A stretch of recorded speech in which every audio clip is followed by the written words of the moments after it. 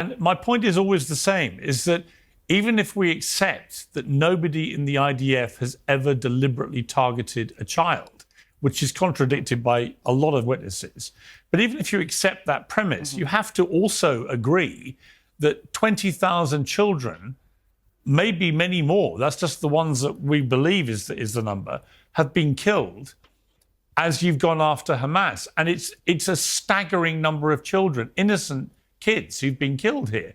And just on a human level, that is not self-defense. That is ethnic cleansing. So you can play the moral argument against me about October the 7th, but it's pointless. I don't need to play the moral argument. Well, let me explain. Let me explain. I have said repeatedly, if I may finish my sentence, I have for 20 months. I hear you in delay. Don't get angry, Mr. Morgan. I hear you on delay.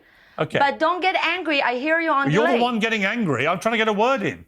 I'm not. Right, let me finish my sentence. What the Israeli government has been doing in the last few months in Gaza has now, to even its closest allies, become something they cannot defend. And you know this. When you do a 3-month blockade of food, you all boast about how much aid you're giving them. You blocked most aid and food for 3 months to an already starving, impoverished people Mr. Morgan, you're who saying have been a lot of rained stuff, with and I need to bombs remember now to for comment 20 about all months. of them. That is actually not a not. right thing to do. That's right? a complete lie. It's not a lie. It's a lie.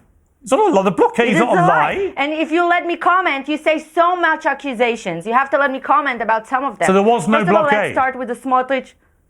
Okay, wait. You said a lot of things. I want to comment about all of them. If you let me, I would be more than happy.